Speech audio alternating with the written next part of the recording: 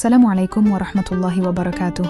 Ketika membahas ekonomi syariah, nama Abu Hanifah tidak bisa dilepaskan dari peran besarnya dalam membangun prinsip-prinsip muamalah yang adil dan rasional.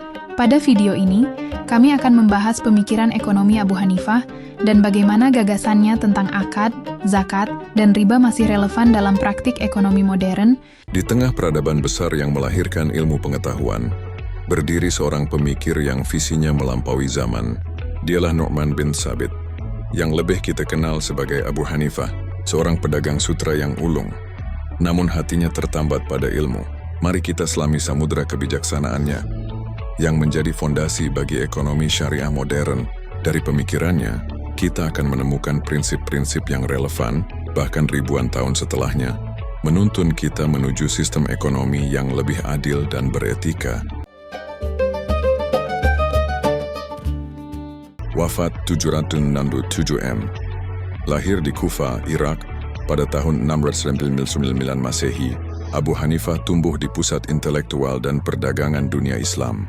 Lingkungan inilah yang membentuknya menjadi sosok unik, seorang ahli fikih yang juga memahami denyut nadi pasar. Beliau tidak hanya belajar dari kitab-kitab, tetapi juga dari interaksi sehari-hari dengan para pedagang, pengrajin, dan pembeli. Pengalaman ganda ini memberinya perspektif yang holistik, di mana teori hukum dan praktik ekonomi saling berkelindan, menciptakan sebuah mazhab pemikiran yang pragmatis dan solutif.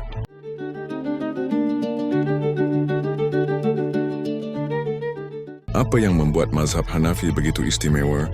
Jawabannya terletak pada metodologinya yang berani dan inovatif. Abu Hanifah dikenal luas karena penggunaan rai, atau penalaran independen yang mendalam.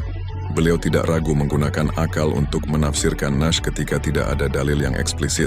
Selain itu, beliau adalah pionir dalam penggunaan qiyas atau penalaran analogis, di mana sebuah hukum baru ditetapkan berdasarkan kemiripan illah atau penyebab hukum dengan kasus yang sudah ada. Pendekatan rasional inilah yang membuat fikih Hanafi sangat dinamis dan mampu menjawab tantangan zaman yang terus berubah, terutama dalam dunia muamalah atau transaksi ekonomi yang kompleks. Salah satu pilar utama dalam pemikiran ekonomi Abu Hanifah adalah penolakan tegas terhadap riba. Baginya, riba adalah sumber ketidakadilan yang merusak tatanan sosial dan ekonomi. Riba menciptakan eksploitasi, di mana yang kaya semakin kaya dengan membebani yang miskin. Beliau memahami bahwa ekonomi yang sehat harus didasarkan pada pertukaran nilai yang real, bukan pada keuntungan dari pinjaman uang semata. Larangan ini mendorong terciptanya sistem keuangan yang adil, di mana pertumbuhan ekonomi didorong oleh usaha dan produktivitas, bukan spekulasi dan penindasan. Dalam pandangan Abu Hanifah, riba dibagi menjadi dua jenis, yaitu riba fadl dan riba nasiyah. Riba fadl terjadi ketika ada kelebihan dalam pertukaran barang sejenis, meskipun dilakukan secara tunai, seperti menukar emas dengan emas tetapi tidak sama takarannya. Sementara itu, riba nasiyah muncul akibat penundaan pembayaran yang disertai tambahan. Praktik ini banyak terjadi dalam pinjam-meminjam dan dilarang, karena berpotensi menimbulkan ketidakadilan, serta memberatkan pihak yang membutuhkan. Selain membahas riba, Abu Hanifah juga memiliki pandangan khusus mengenai zakat madu. Menurut beliau, madu termasuk harta yang wajib dizakati dengan kadar 1/10 dari hasil panen, tanpa mensyaratkan adanya nisab.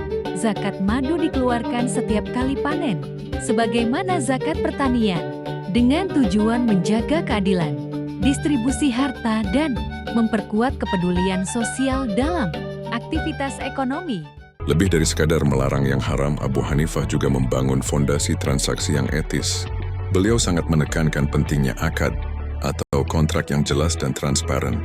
Setiap transaksi harus didasari oleh antaradin minkum, atau kerelaan bersama dari kedua belah pihak, tanpa ada paksaan, penipuan, atau ketidakjelasan. Prinsip ini memastikan bahwa perdagangan berjalan di atas landasan kejujuran dan kepercayaan, keadilan dalam takaran dan timbangan, serta kejelasan spesifikasi barang menjadi syarat mutlak untuk menciptakan pasar yang sehat dan berkah. Doraba, kemitraan bagi hasil, dan musyarakah, usaha patungan. Visi ekonomi Abu Hanifah tidak berhenti pada individu, tetapi meluas pada kesejahteraan sosial. Beliau mengadvokasi model kemitraan yang adil seperti mudharabah, di mana pemilik modal dan pengelola usaha berbagi risiko dan keuntungan. Juga musyarakah, di mana para pihak bersama-sama menyertakan modal dan tenaga untuk sebuah usaha patungan. Model-model ini mendorong kolaborasi dan distribusi kekayaan yang lebih merata. Lebih jauh lagi, pemikirannya menjadi dasar bagi instrumen kesejahteraan sosial seperti zakat, infak, dan wakaf, memastikan bahwa pertumbuhan ekonomi juga diiringi dengan kepedulian terhadap kaum duafa. 1300 tahun telah berlalu, namun warisan Sang Imam Agung tetap hidup. Prinsip-prinsip yang beliau letakkan kini menjadi tulang punggung industri perbankan dan keuangan syariah global yang bernilai triliunan dolar.